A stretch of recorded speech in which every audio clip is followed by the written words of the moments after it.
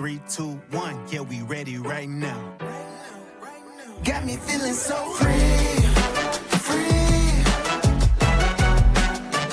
Got me feeling so free. Welcome back to the Side Quest Hustle. I'm your host, Shad. This is the podcast where we talk about anime, manga, comics, TV, movie, video games, and more. Be sure to follow us on all social media and streaming platforms at the Side Quest Hustle. We also have a Discord that can be found at the link below. So join us, join the community, get active, have some fun with us. It's been a couple of weeks. I know it's school starting and then doing a little bit of travel on, leisurely travel. Got to visit the One Piece Cafe out in Las Vegas this past weekend. It's a pretty cool shop. I posted some pictures on Instagram, so be sure to follow me. Go check that out. It was pretty cool. They had the different meats that are shaped like the things that Luffy and some of the other cast normally make. There was that curry that one time that Sanji made on the Marine ship, and they had the rice cakes that the little girl made for Zoro in the beginning in Romance Dawn. And so there was a couple of themed different treats and foods and cakes and stuff. So it was pretty cool. I recommend it. If you're ever in Vegas, be sure to visit the One Piece Cafe. A few weeks back, I had Vashmere Valentine on from Next Step Comics to talk about his comic Pepper Piper Monster Hunter. So since then, the first issue has been released and they sent me a copy. And so this week, I want to dive into the first issue of Pepper Piper Monster Hunter. Going through this comic that they sent, the very first thing I noticed was the quality of the art, the coloration.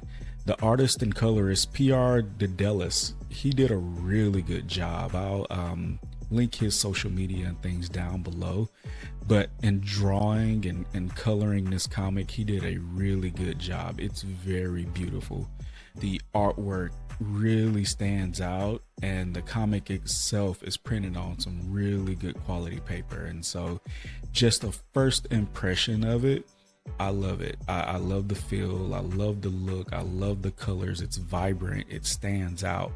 It's different from a lot of American comics that I've seen. And so, like I said, that was one of the things that really stood out for me, was the color and how aesthetically appealing the first issue of Pepper Piper Monster Hunter was. And then to dive into the story, the title of this first issue is Sympathy for the Devil. The story starts out with a little bit of lore, a little bit of backstory. 600 years ago, a terrible battle known as the Wicked War raged between man and all demonic creatures that dwelled in the night. After years of hiding in the shadows, the clan of vampires, witches, werewolves, and demons joined forces to take the world from man and claim it as their own. However, they did not succeed, for a mysterious man on the front line known as the Pied Piper single-handedly changed the fate of the world as we know it. Now, after many moons have passed, the clans have returned to claim this world once more, and there's only one person who can stop them. Off the bat, this is the first scene that's drawn in the comic, and it depicts a battle, and it depicts a man playing a pipe, the Pied Piper, which will be interesting. I'm pretty sure we'll probably get some more lore around that. But if you're not familiar with the story of the Pied Piper, it's a medieval sort of folktale that tells a story about this man who was hired to rid the town of Hamel from rats. Well, he does that, leads the rats into the river, drowns them. But when they don't pay him, he comes back for their kids and leads the kids away from the town, never to be seen again. I'm wondering if this story will play on that original folktale. Was the Pied Piper hired to lead the demons away? Was there sort of some going back on the words? We're introduced to who later on in the story. I'll get into that in just a little bit. Was there another event that took place afterwards where, maybe if not children, or it could be the children of the leaders of that organization back then, were they led away? I don't know. It's something interesting, but it's the first scene in the comic that's drawn, and it stands out. You get that there's a unique color spread. Like I said, the artist did a very good job, and it portrayed all the monsters. There are witches, werewolves, it looks like gargoyles, a Frankenstein looking monster there, and it's a really cool scene with the Pied Piper playing the pipe. Then, we skip forward a couple of 600 years, and we are introduced to a club scene. There is a young girl, gold hair. She's reading a newspaper. It has the Jersey Devil spotted in New York City. And it's stated that New York is a city full of monsters, vampires, witches, and werewolves, you name it. They're all here in the Big Apple. They sleep in the shadows during the day, but when night falls, that's when they awaken. Me and Vashmere talked about this a little bit, that New York is a big melting pot. If you wanted to hide anything, a monster that wants to hide in plain sight, New York would be the perfect place for it. And we see that in this first scene. Pepper is waiting outside of a club, and there's a woman and man leaving the club. They had drinks, and they stated they have had too much to drink, insinuate that he's trying to take her home, or maybe she's trying to take him home. And things did not go as he planned. We actually find out that this woman is a monster known as the Cougar of Queens. She's Giselle the Seductress. And I take it that Pepper has had some run-ins with her. She knows exactly who she is. She stabs her first scene with the sword. And when you first see Pepper, Vashmere mentioned this, she has an outfit that there's a scene where she's walking and she's following them, and it fully looks like a Batman inspired scene. The city's behind her. She has a yellow emblem on her chest. She's dressed in a black outfit. She has a cloak on that looks almost like a cape. It's very reminiscent of Batman, and so that's a cool little Easter egg that's thrown in there. You find out that Pepper has been hunting this monster. Pepper is after something. She's looking for a particular witch, and she believes this monster may know where this witch is. This witch plays a significant role because we end up finding out that this witch may be the witch that murdered Pepper's parents. And so she's in it for revenge. This is a good revenge story. And I mean, we all like a good revenge story, especially when it's told really well, like it seems this story is gonna be. The monster identifies her as an inquisitor, and Pepper quickly points out that she's not an inquisitor. She left the witch hunter organization a while ago, and she's an outlaw. Come to find out that she has a bounty on her from the witch hunter organization. I'm hoping we find out a little bit more about why. Are people who join, is it like a the only way you can leave is by death? In this scene, we're also introduced to Pepper's mentor, Idris Ichabod Crane. He's also an ex-inquisitor turned hunter who has a bounty on his head as well. He actually saves Pepper from a vampire who was about to attack her, and so it seems like as Pepper was following this Cougar of Queens, this vampire was following her, and Idris was following the vampire. He kind of calls Pepper out about how sloppy she was, and how Pepper was led into a trap. She didn't realize that she was being followed. She was so focused on trying to accomplish her goal and her task that she was followed by this vampire into this trap. We see that Pepper's still young. She's still a little immature, maybe a little blinded by her revenge. We'll see how that plays out here in the future, because Pepper is a teenager. She probably wouldn't make the smartest decisions.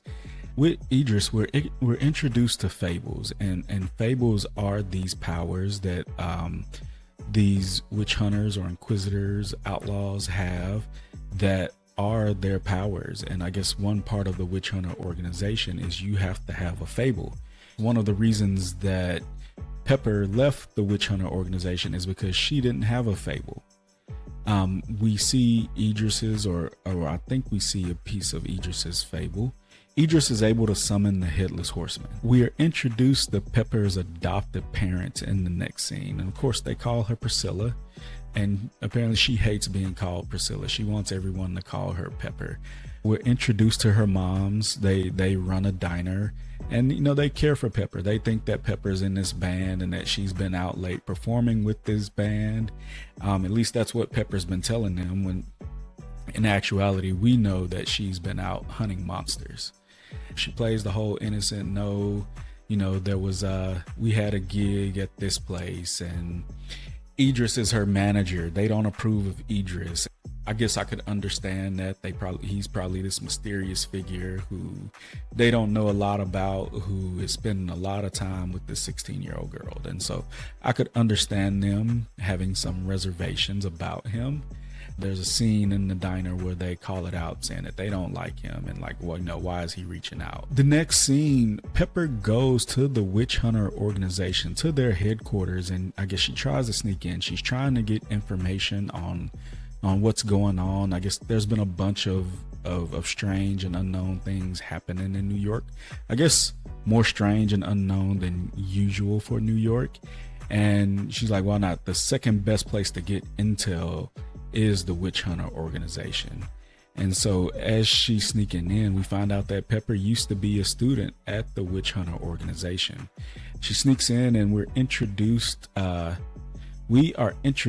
Pedro Pan, and he is the last known descendant of Peter Pan. Of course, Peter Pan is the old folk tale about the boy who wanted to be a boy forever. He can fly, he's immortal. And I guess this was Pepper's old roommate. And as she sneaks in, he's there, he's floating, playing video games. Pan, being a descendant of Peter Pan, his fable is he's able to fly and he's immortal, and Pepper kind of uses that against him. Pepper says, the good thing about your fable is it allows me to kill you as many times as I want.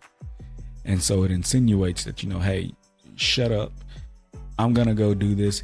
If you tell anybody, your fable allows me to have all the fun with you that I want. As she leaves the room, she goes into this the legendary hallway of heroes, or Ego Alley as she calls it. And among it, there are a bunch of witch hunters who line the walls, I guess, who are famous for various reasons throughout the time. And she runs up on a statue of her mom, and here's basically where she describes she just wants to find the witch that killed her mom. And maybe that's one of the reasons she left the witch hunter organization. Maybe she feels as though they didn't do enough to find the witch that killed her mom, and she holds some resentment there. I mean, that's kind of almost how I feel with reading through this scene in particular. She enters a room that has a bunch of items.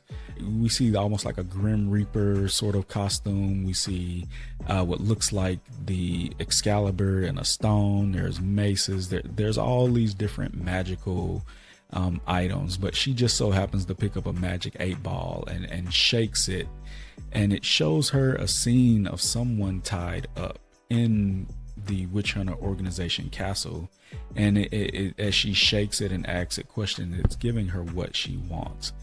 And so this is interesting. They have all of these magical items in this room, and I'm wondering if these items are used in hunting of the witches and the other monsters. It seems as though, and I guess we'll have to see later on, but it seems as though all sort of witches or vampires, they're all being lumped into, I guess, this witch category. Maybe I guess there'll be more on that, because I mean, that Cougar of Queens Gazelle, she didn't necessarily look like a witch. She looked really, I mean, almost more like a vampire. There was a vampire following her that did attack her. I'm wondering, are all the monsters lumped into that witch category? And so that'll be something to find out more on. So as Pepper is leaving this room that has all these items, she has the magic ball that's leading her somewhere. She ends up running into Ryan Hood, who is a descendant of Robin Hood, and he has his two little flunkies. There's a back and forth there between them, and he uses his fable. His fable allows him to conjure up Robin Hood's merry men and have them fight on his behalf. And Pepper states that this is problematic. If it was just them, she could take them, but with him summoning the merry men with his fable, that'll be too much for her. So she thinks quick. She knocks him out, what seems like, and runs for it. Of course, now everybody knows she's there. So there are alarms going off. The building's on full alert now. They're on the hunt for the intruder. And with her hitting Ryan, I guess now they know that it is Pepper. So she'll probably end up with a bigger bounty, more witch hunters after her. She ends up running through the kitchen and hiding in the back. And the place is filled with rats, but she ends up making friends with one of the rats, and she names him Raphael.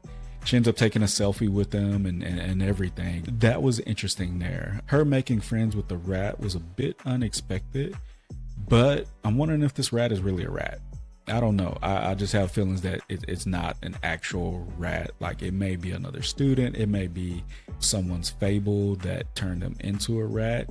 Or it could just be playing into that Pied Piper mythos where he led the rats away from the town. And so I wonder if it plays into that a little bit, or if this rat is actually a person and not just a rat. And so Pepper, still following that magic ball, it leads her to what she thinks is a dead end. She ends up getting spotted by other students, and of course they're making noise. Raphael the rat, he runs off, and she kind of calls him toxic, but he goes into a crevice under a statue of what they thought was a dead end. Turns out it's actually not a dead end. It's a tunnel that leads down into a dungeon. And so this is where this magical ball was leading. It was leading her down into a dungeon. And once they get there, they discover a monster that is chained up. It has the glowing red eyes.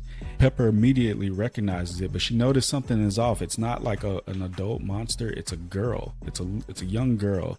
And the girl dives at her and basically asks Pepper to kill her. Pepper is about to do it, but Pepper has a little regret there. She felt like she was going to regret taking that action in the morning. And so in that moment, she shows some sympathy for this monster and takes the monster out of the cage. She makes the joke, the monster makes the joke, so, oh, you're not scared of me? And she's like, no, I've been in New Jersey. I'm not scared of anything. That is where this issue leaves off, with Pepper basically escorting this monster out. And it's very interesting because she's taking sympathy on this monster. The first scene in this issue, she shows no mercy to this monster. She's ready to kill it. She's trying to get as much information as possible. But here at the end, she meets a monster who is what seems to be about her age, and she befriends it. She's taking it out. But the Witch Hunter organization knows she's there. They're going to figure out that she's the one who took this monster. And I'm feeling like that's going to cause some issues here in the long run. My thoughts on the first issue of Pepper Piper Monster Hunter, Sympathy for the Devil, is this is a very good start to the story. We're introduced to a bunch of aspects. We are introduced to our protagonist, the main character, Priscilla Pepper Piper. Priscilla is a mixed race teenager growing up in New York. She has the blonde hair, green eyes. In that first scene, as I described, she has this Batman inspired outfit. And as you look at it, you get those Batman vibes from it, with the city in the background and the colors and everything. We get to see a little bit of Pepper's temperament and how she talks to the vampire that she meets. She's a musician, and as we find out, she's also a sword user. It seems as though she's pretty skilled with the sword and knows how to use it, but unlike some of the other characters we're introduced to, she does not have a fable, which seems to be a pretty big deal here. And so we're ready to see about that. We're introduced to the Witch Hunter organization. We find out that they have bounties on these inquisitors who have left, and we don't know why. And I'm interested in finding out why. Why is it such a big deal for them to leave the Witch Hunter organization? We know that Pepper was a student and she left, and she still hunts. And so I feel like they're out there still hunting monsters, still cleaning up the streets. They may not be doing it under the WHO umbrella, but I don't understand why they're being hunted. We're briefly introduced to Idris Ichabod Crane, who's Pepper's mentor, and I feel like he's probably going to be her father figure in this story. He's an ex-Inquisitor as well. Like I mentioned, he can summon the Headless Horseman, and he's experienced. He's keeping an eye out on Pepper, making sure she stays safe. We're introduced to this magic system, which is fables. And Pepper doesn't have a fable, or at least not yet. It may be one that she doesn't realize she have. It may not be as obvious as she can float, or she can summon a Headless Horseman, or she can summon a group of merry men. Thinking about the legend of the Pied Piper, it was all around music. He used music to lure the rats away. He used music to lure the children away. Pepper Piper is a musician. She has the guitar there on her back, which a cool thing about the guitar is the guitar sheaths her sword. Going through, you'll realize that, yeah, the strings, I don't know what it's called, but the little thing that holds the string folds down into the hilt of the sword, and she pulls it out from the guitar. So she always has her weapon on her right there in plain sight, ready to go. And that's pretty cool. That's a pretty cool way to store a weapon and keep it sort of inconspicuous and out of sight. And it just looks badass. The monsters, we're introduced to vampires, we're introduced to witches. The fable power system is really cool, in my opinion. You take all of these stories that we all know and we all love and that have been adapted in multiple different forms of media, and put a twist on them, and we get to actually see that, hey, these have been passed down through their generations. They're being used to hunt these monsters.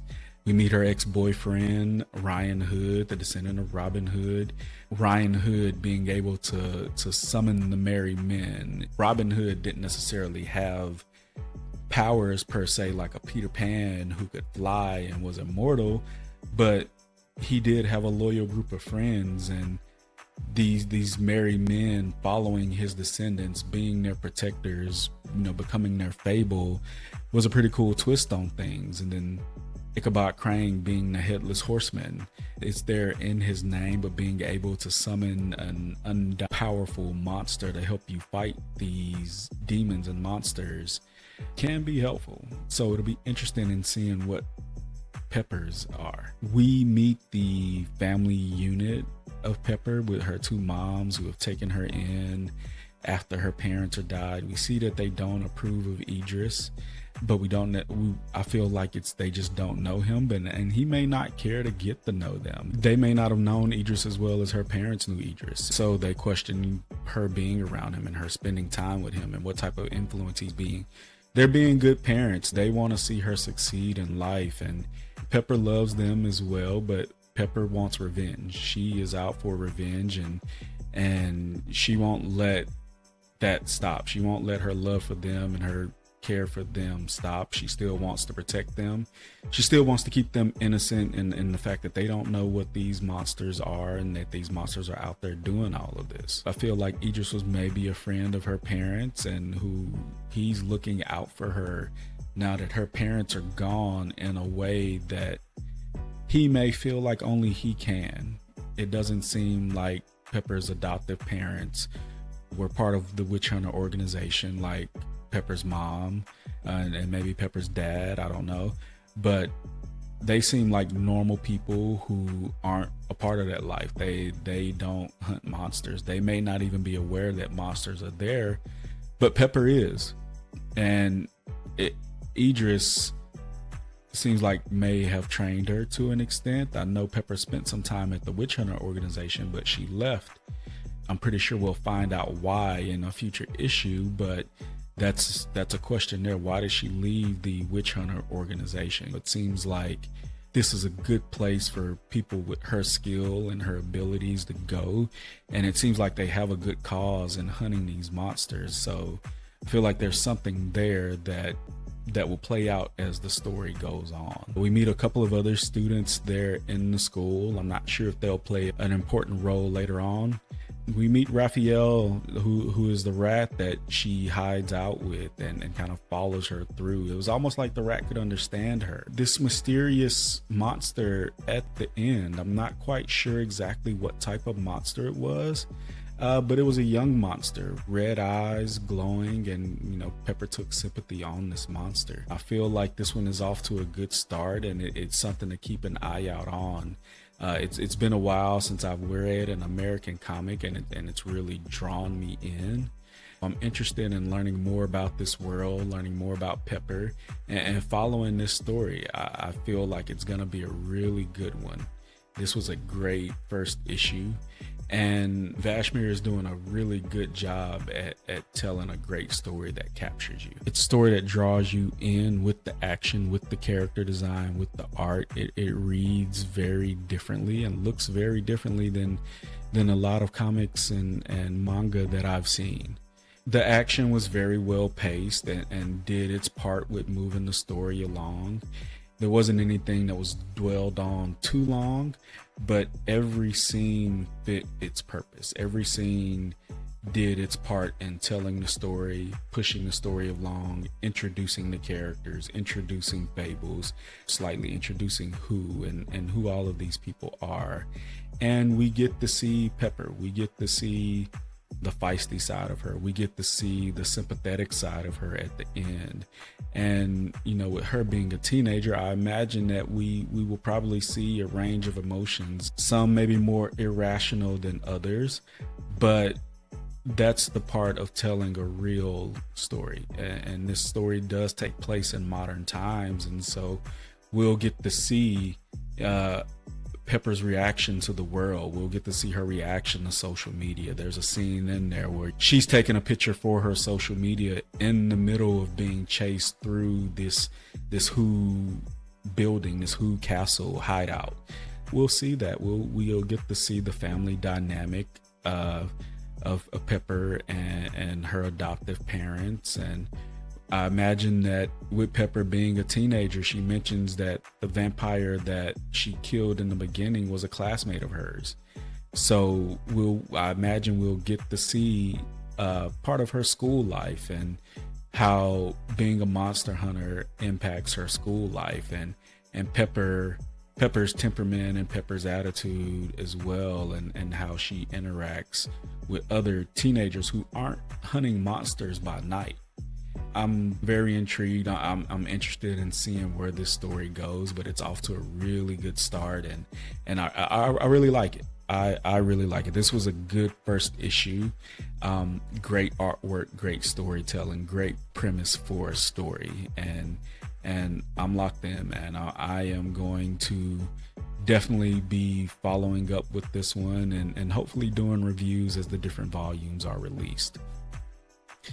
Be sure to follow Next Step Comics at Next Step Comics on everything. I'll tag them below. Follow Pepper Piper as well. She has her own social media, and so I'll tag her as well. Vashmere, the writer of the story, and PR Dedelis. This artwork was great. Check him out. Give him a follow. Give him his kudos. If you see any of the Pepper Piper Monster Hunter artwork on the social medias, or if you pick up your copy, man, you'll understand what I'm talking about, and that man deserves his kudos as well. Also, be sure to follow the podcast at the Side Quest Hustle on everything, all streaming platforms, all social medias. We have the Discord as well. Be sure to tap in with us, join there, engage with us, let us know what you're thinking.